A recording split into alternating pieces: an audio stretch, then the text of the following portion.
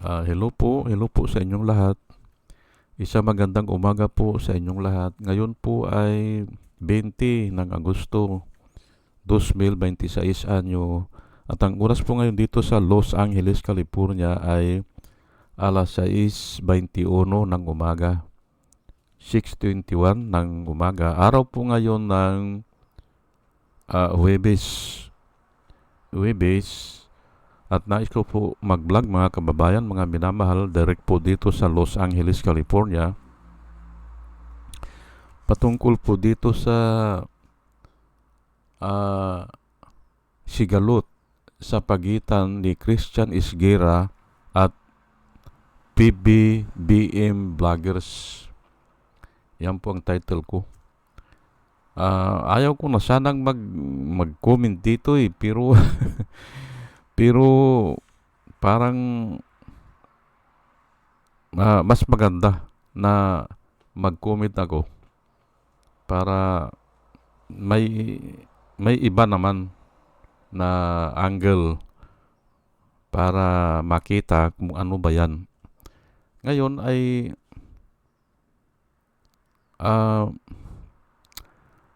actually matagal na ito eh. Narinig ko yan. Kasi nga ito si Christian Isguera, sinusubaybayan ko yan eh.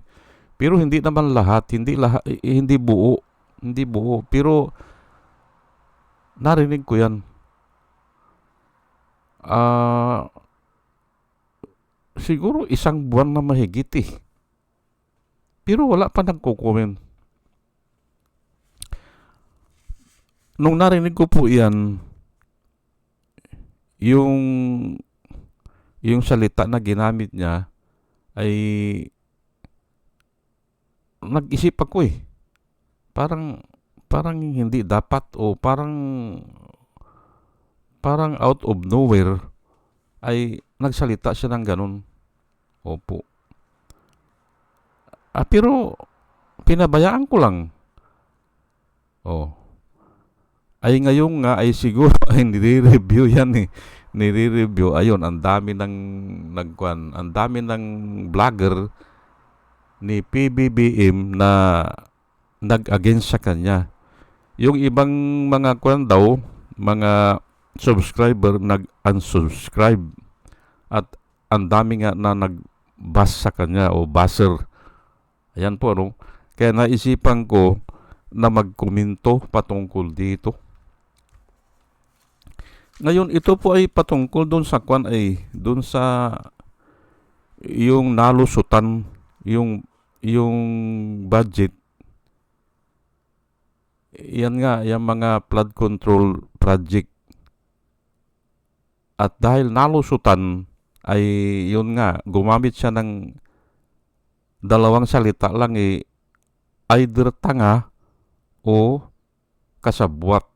Yun lang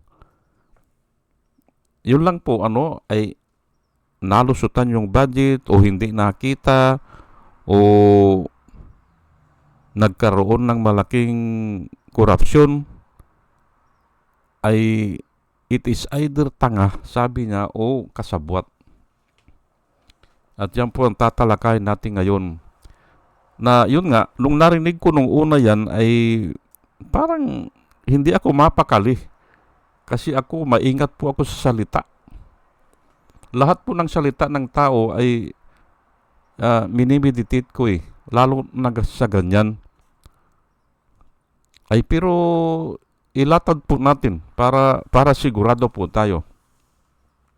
At isa-isahin natin, bibilisan ko lang kasi nga ay kulang ang oras. Miniminting po kasi na ang vlog ko ay 20 to 30 minutes lang. Dahil alam ko mahalaga ang oras nyo. Okay, isa-isahin po natin kung righteousness ang pag-usapan, righteousness, sino ba ang tama dyan, ay naintindihan ko si Christian Isguera na frustrated na talaga siya. Opo, naintindihan ko yan. At kung walang pag-usapan na posisyon o politika, tama siya. Kasi nga lahat ng tao ay umaangal na sa korupsyon eh. Oh, ay tama siya. Righteousness, ah okay lang yung sinabi niya kasi pananaw niya yun eh.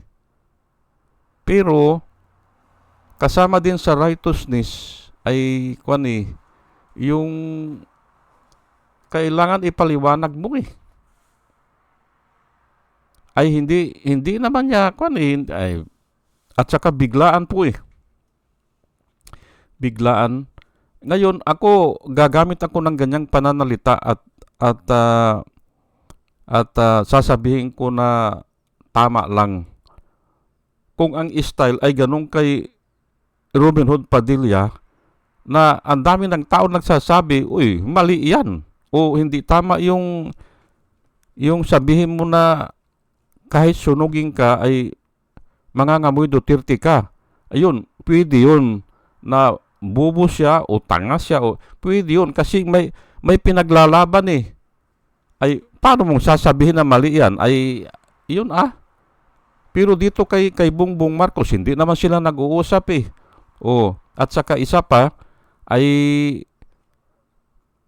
wala namang, yung, ganito po kasi yan eh.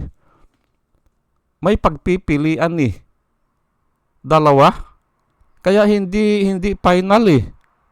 Ay yung kay Robin Hood Padilla, talagang wala kang pagpilian eh. Siya nang nagsalita eh. Kung may pagpipilian ka, ay hindi ka sigurado. Number one, ay bakit mo sasabihin yun? Yun po parang ganito lang po yan eh.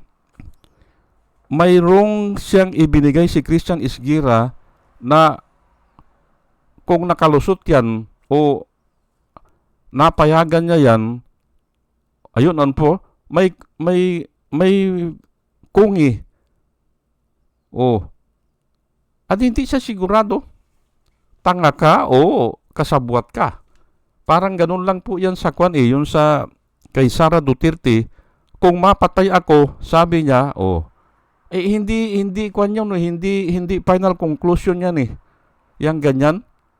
Iba kasi kung pinagpipilitan ng tao na ganito, doon mo na pwedeng sabihin na, uy, mali ka dyan, o tanga ka. Pwede yun. Ngayon, kung sa professionalism po, hindi dapat binanggit ni kailangan professional siya. Yun po hindi dapat eh. Kasi hindi naman sila harap-harapan nagtatalo eh. Ay unfair po yun. Ay paanong ididipinsa ng isang tao yung sarili niya? Ay wala siya doon o nakatalikod siya. Si Jesus Christ po, pinagsabihan yung mga Pariseo, you hypocrites. Harapan po, harapan. Opo. Brood of vipers, sabi niya, mga ulupong kayo. Harapan po yan.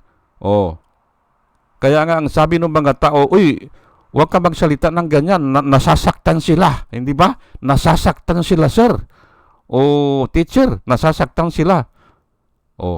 Hindi ba? ay harapan po eh. Para maipagtanggol. Pero totoo yung sinabi na, you hypocrites. Ayan po At yung inahalin tulad sila sa yung whitewash na tomb, yung libingan o yung nicho na saan kanya ay makinis sa harapan, hindi ba? Whitewash tomb, sabi niya, pero sa inside is full of yung buto ng tao. Ayan po eh, hindi ba?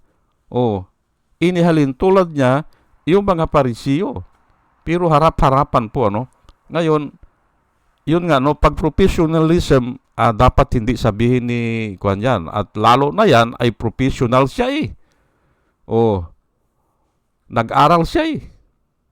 Mabuti sana kung i-excuse na natin siya kung hilig-hilig lang niya na mag-vlogger, hindi ba?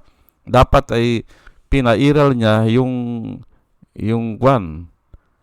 Yung ulitin ko lang kung pinipilit talaga ay mapipilitan ka talaga na sabihin eh. Pero kung ganyan, hindi naman niya kaharap eh. Di ba? At saka wala namang sinasabi si Bongbong Marcos na kwan na ganito yan, walang dahilan eh. Ngayon, kung political leaning, okay, panalo si Kwan dyan, mas kakampihan ko si Christian Isgira. Kasi wala akong nakikita na nagbabayad sa kanya o ginagawa siyang puppet. Wala eh. Panalo siya dyan. Pero doon sa pagsalita niya ng ganun, hindi ako payag naman doon. Kasi nga, kung professionalism, hindi dapat eh. Ngayon, kung political issue, political leaning, talo itong mga kwan, itong mga PBBM vloggers. Bakit? Ay kwan eh. Kung binabayaran ka, simple sinong ilalakad mo, hindi ba? Yung nagbabayad sa'yo. Hindi ba? Kaya wala yan. Ay alam naman natin ang politika ay sandali lang yan eh. Baka bukas makalawa, wala na yung bumabayad sa'yo. Edi wala ka na rin, hindi ba? Ganun lang po yan. Talo ang kwan dito, ang mga vloggers ni PBBM. Kasi nga, identify sila na nakikinabang sila kay PBBM. Ayan po dinagdag ko pa dito, sino ba ang bayaran? Ayan. Talo yan. Talo yung bayaran. Kasi nga, hindi naman sila nagtatrabaho dahil sa conviction nila, hindi eh. Talo sila dyan. Ayun na nga ang sinabi ko, pansamantala lang. Pansamantala lang yung mga politiko. Ayan po. Hindi permanente. Ngayon, dito sa ginawa ni Christian Isgira, aywan ko lang kung hindi niya alam. Pero ako, mas papaboran ko dito si PBBM, si Marcos. Bakit? Ay niluluko nga siya eh. Pirmado na yan eh. Pirmado na yan. Ngayon, sa gabi, bago i-release bukas, ginagapang yan eh. Ginagapang yan. At yan nga, ito si Chis Escudero eh, ang dami nag-testify eh. Hindi naman siya congressman eh. Bakit gabi? Naandun sa kongreso. Doon sa House of Representative. Naandun siya gabi. Ay anong ginagawa niya doon? Ginagapang nga yan eh. Kaya nga hindi nga alam ni Marcos yan. Ang nakalagay lang, saan ba yan? Ay flood control yan. Ay yung pala reclamation na nagdangat eh, hindi ba? Ay ang ginawa ni ginawa ni Cayetano, hindi ba? 85 hectares daw ata o 87 hectares na reclaim da. Hindi nga alam yan eh. Kasi nililihim yan. Ang magnanakaw po, hindi natin alam yan. Malalaman lang yan later on. Kaya hindi natin pwedeng sabihin na kasabwat. Mayroong isang banda na pwede rin nakasabwat. Ay sinong kasabwat niya dyan? Ay mga Duterte kwan yan? Alipuris ni Duterte? Ngayon, ito siguro ang hindi alam ni Christian Isgira. O kaya, nagmamaang-maangan din siya. Pero ang alam ko, pumapayag na sila na nanalo si Lini at saka nanalo si pumapayag na sila Yan ang mali dyan. Nakikita kong mali dyan. Pumapayag na sila na nanalo si Bongbong Marcos. Nanalo si Sara. Nanalo si Sara. Hindi ako maniwala dyan na nanalo yan. Ngayon, okay, pinaboran ng Diyos. Nanalo sila. Dinaya nila yan. Kasi nga, sa Metro Manila lang, yung 97 o 98% ng botante sa Metro Manila lang ang nagpadala ng boto ay iisang masin. Paano mananalo dyan si Lini? Hindi ba? Sa Metro Manila lang, 98% ng boto dumaan lang sa iisang masin. Private pa. Private saan? Private doon sa server ng Comelec. Ang ibig sabihin sa private, naka-locally connected. Yung kunyari, ang nagpadala, hanggang ngayon hindi nila sinasagutan yan eh. Paano mananalo si Lini dyan? Hindi mananalo si Lini kung ang nagpadala ng boto ay yung mga computer o isang computer lang na nakakonekta pa doon sa hindi public. Nakakonekta siya sa server ng Comelec. Nasamantalang ang lahat ng vote counting machine natin supposed to be ang magpapadala ng boto, supposed to be manggaling sa school, public na yan kasi dadaan siya sa internet. Hindi siya makadaan sa internet kung private siya. Hindi siya papayagan. Kailangan public IP address siya. Ngayon, tanungin nyo ako, ay bakit yung sa mga opisina, private yan? Oo, nakakadaan yan. Pero dumadaan sila dun sa server nila at yung server nila is a public IP address. Ang server kasi, mga 3 linya yan eh. Mga tatlong internet connection yan eh. O sa sa telepono. Telepono po din yan eh. Ang dinadaanan na wire, parang local telephone number, yang private IP address. Makikidaan ka muna doon sa sino bang operator, hindi ba? Sir, yung mga luma, hindi ba? Yung mga, sir, please connect to local 122. Ganun lang. I-switch naman nung ay pero ngayon, nung operator, pero ngayon ay PEBX na eh. Automatic na eh. Kasi nga hindi kaya po ng internet na lahat ng computer, lahat ng laptop ay public. Hindi kakayanin. Magbabag down. Kaya naimbento nila yung router o yung server, mayroon lang isang ganun, pwede ng mga local yung iba, pwede ng private. Ulitin ko lang ang nagpadala ng boto sa Metro Manila ay private IP address. Adi niloko yan. Yun ang hindi nila tinatalakay. At nung niloko ay ito nga sinasabi ni Basti hindi ba? Sinasabi ni Sara. Hindi ba nanalo yan kung hindi dahil sa amin?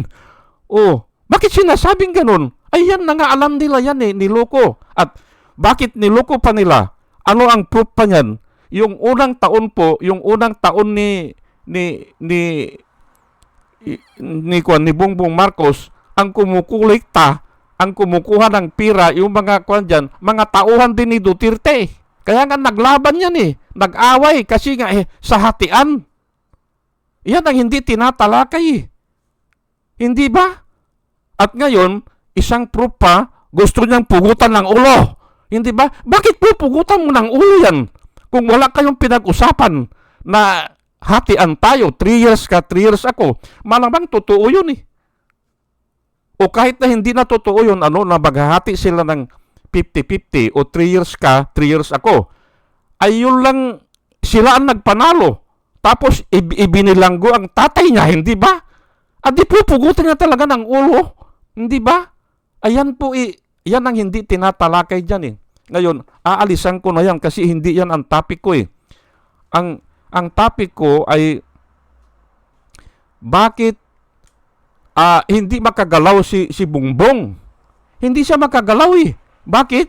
Ay simpre ay hawak sa saliig hindi ba? Hawak sa saliig Pero ang Diyos na mismo ang gumagawa ng paraan. although na talagang ang tao ay umiiyak na dahil sa korupsyon, ay dalawa po ang kumukuha eh. Bataan ni Duterte ng mga pira, ang korupsyon dalawa na eh. At bataan ni Marcos. Pero natatalo si Marcos. Natatalo kasi nga ay bago siya eh. Hindi ba? Tignan nyo yan si Alan Peter Cayetano, hindi ba? O, binabago po ang salita. Yung inaplayan niyang flood control, gagawin niya ngayon ng reclamation. Ayan po eh. At yan, isa lang yan ha, ay lalo na yung mga nauna.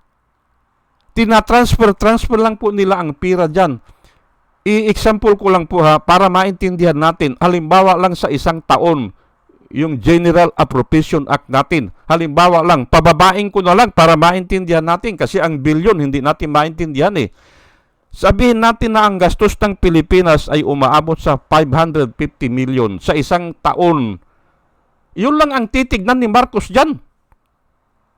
Yun lang ang alam niya. Pero hindi niya alam sa gabi, pinupuntahan na ito, i-transfer mo ito, ayun na. Kaya nga yung iba, nawawalan ng budget. Nawawalan eh. I-identify nila yung mga kalaban nila, yun ang tatanggalin nila ng budget at ita-transfer dun sa kanila. Ngayon, kaya itong tanong ni Christian Isgira, bakit nalusutan? Ay, pagnanakaw nga yan eh. Ang pagnanakaw po, sang-ayon po sa history ng mundo, ang pagnanakaw po ay science po yan. Pinag-aaralan at saka yung kung magaling ka magnakaw ay kuwang ka, genius ka. Noon po yun ha, noon. Parang kuwang ka, parang imposible ka o parang may kapangyarihan ka. Pero ngayon ay talagang hindi nga pwede yung ganun eh. Kailangan parusahan yan eh. Para walang magnakaw eh. Ang sinasabi ko lang dito, nililihim talaga nila yan. Ay parang nga ganun. Ay wala na akong oras. Punta na ako dito sa 2 Corinthians 8:9 ano. Ito po ay po ito eh. Mali po yang ginagawa ni Christian Isgira eh, na parang ang gusto niyang palabasin siya ang matalino. Mali yan. Hindi ganyan ang ginawa ni Jesus Christ at saka ni Paul. Babasahin ko lang po ano, for you know that the grace of our Lord Jesus Christ, that though he was rich, yet for your sake he became poor, that you through his poverty might become rich. Ayan po ano, ang mundo po ay pag-aari ng Diyos ito o ni Kristo o ginawa ni Kristo, pero nagpakababa siya. Hindi ba? Nasumpungan siya na isang mahirap na tao o isang alipin. Ayan po. Although he was rich, he became poor. Hindi ba? Ito ngayon ay sabi naman ni Paul, 1 Corinthians 9:22, to the weak I became as weak. Hindi ba? Kung mahina yung tao, mahina ka rin. Kung mayaman, okay, pwede kang sumabay kasi ito si Paul, attorney rin ito eh. Kung matalino, matalino ka rin. Pero kung hindi nakakaintindi o mahirap ka na tao, adi, kunyari, mahirap ka. Ayan po ano, to the weak I became weak, that I might win the weak. Para makuha mo yung kwan ng tao, yung ano ba to, tiwala, di ba? I have become all things. Ayan I have become all things to all men, that I might by all means save some. Para makumbinsi niya. Ayan po ano, hindi pwede yun na sasabihin mo sa tao na lalo na hindi mo kausap ng harapan ay tanga lang, hindi pwede yung ganon. Hindi ako nagbabanggit ng ganyan. Nagbabanggit ako ng ganyan kung matigas ang ulo na pinagsasabihan ng mga tao, oy, mali yan, Ruben. Mali yan. Ay pinipilit. Yun, pwede na yun. Okay. Ito po ang nangyari sa Acts 17 kay Paul, na kung saan ay kinukumbinsi yung mga tao, ay nakakita siya ng parang sulat o ribulto o nakita niya. Ay hindi niya sinabi na, uy, baklasin yan o mali yan na sumasamba kayo dyan. Aywan ko lang kung sulat lang siguro o kaya mayroong kaunting monumento at yun nga. Ikwento ko lang sa inyo, ay wala na kong oras. Then Paul stood up in the meeting of the Areopagus and said, "Men of Athens," sabi niya, sa Athens pala nangyari ito, ay Athens, ay Greeks ata ito o mga Romans, "I see that in every way you are very religious." O sabi niya, religious. Bakit nga? "For as I walk around and examine your objects of worship, I even found an altar." Altar pala, with this inscription, "To an unknown God." Ayun, nakakita pala siya ng altar. At nakasulat doon, "To an unknown God." Ayun ang ginamit niya ngayon. Doon siya nag-umpisa. "Therefore, what you worship is something unknown. I now proclaim to you." Ayun, ipinoclaim na niya si Jesus Christ. Dahil nga doon, hindi nga nila kilala yung Diyos Ayan po, hindi ba? Hindi niya pinagbawalan, pero doon siya nag-umpisa. Ayan po, O sige po, hanggang dito na lang po, At ang masasabi ko lang ay kung gusto niyang maniwala sa kanyang mga tao, ay huwag niyang sasabihin na ganun. Hindi ba? To the weak, I am weak. Sabi ni Kwan kung mahirap na tao, mahirap. Kung walang pinag-aralan, adi parang ganun ka na rin para makuha mo ang simpatya. Simpatya pala, O sige po, at dalayan ko po sa Panginoon sa ating pakikinig ay magkaroon tayo po ng wisdom ng galing sa Kanya. At muli mga kababayan, mga minamahal, isang magandang umaga po sa inyong lahat at salamat po sa inyong pakikinig. Salamat po ng marami. Salamat po.